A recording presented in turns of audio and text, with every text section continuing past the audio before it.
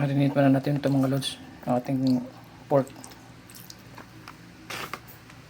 Tuyo natin. Tapos yung oyster natin. May ano lang ito mga lods, siguro mga 2 oras lang pwede na ito. Tapos paminta mga lods.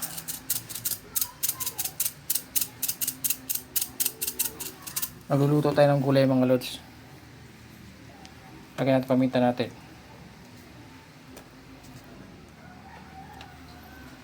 Tapos kalamansi. Okay, mikos-mikos lang natin mga lods, no? Marinate lang natin siya mga 2 oras. Okay na yan.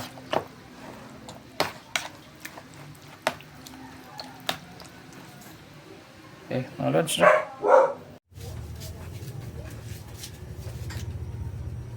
Lagyan natin mga lods. Pamantikain natin ito mga lods. Pamantika yung mga lods yung pangigisa natin.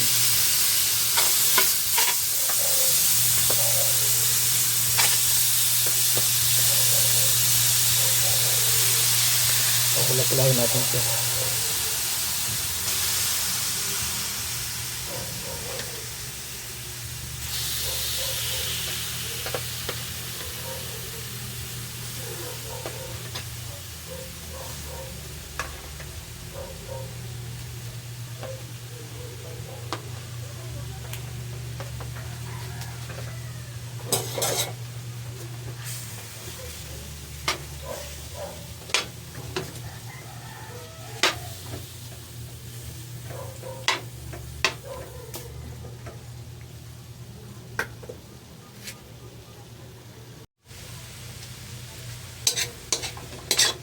Ayan.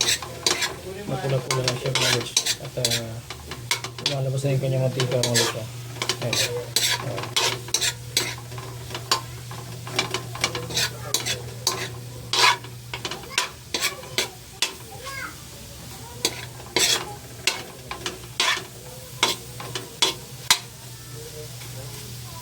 Mapulahin lang natin mga lods. Ayan. Ayan mga lods. Ayan, yung lalabas na yung mantika mga lods. Lagyan natin mga lods. Tabigan muna natin yan. Lagyan natin yung ating bawang para makisa na natin.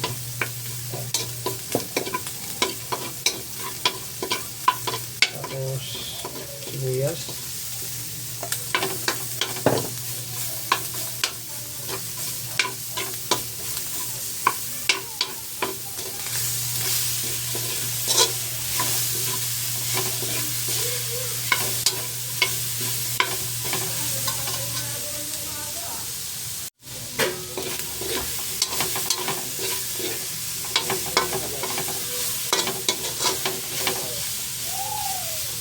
Okay, lagyan natin ng konting tubig mga lods para maluto-luto yung ating karne.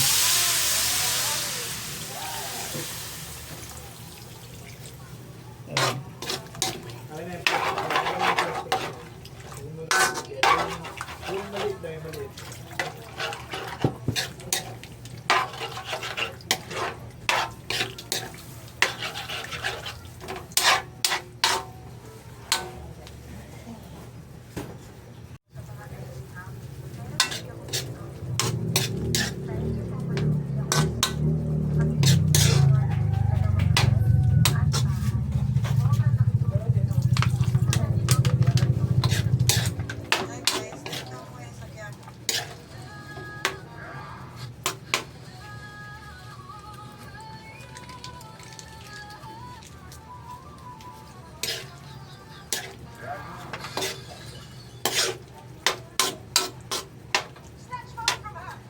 Lagyan natin mga lods.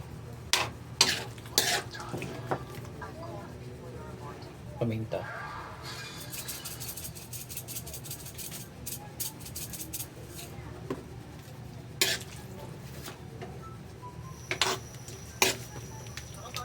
Lagyan natin gulay natin.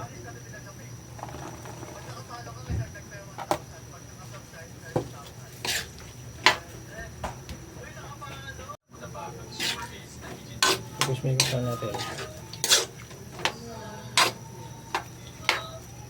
At siyempre lagyan na rin tayo ng seasoning mga lods. Powder lang ito.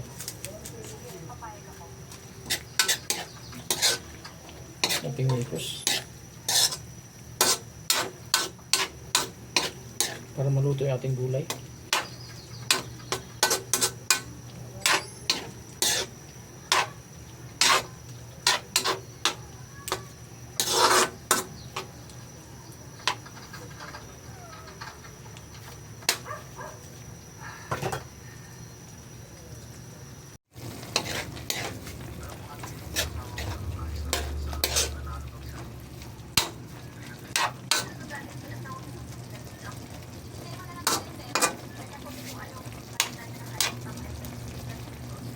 Tikman natin.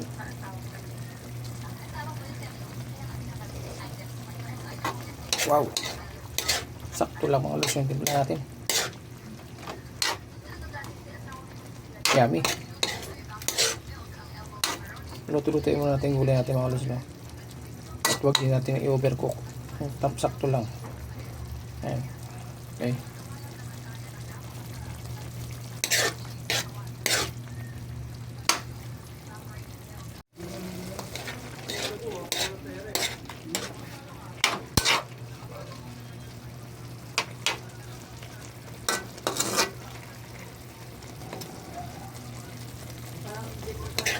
Ito na yung ating gulay na pork Baguio beans mga lods. No?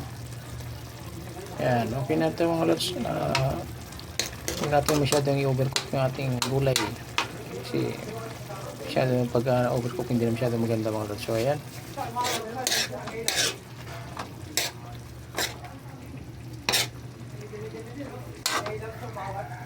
Thank you very much mga lods. Thank you for watching. God bless po. At ingat po tayo. Pansamantala. Bye bye mga lods.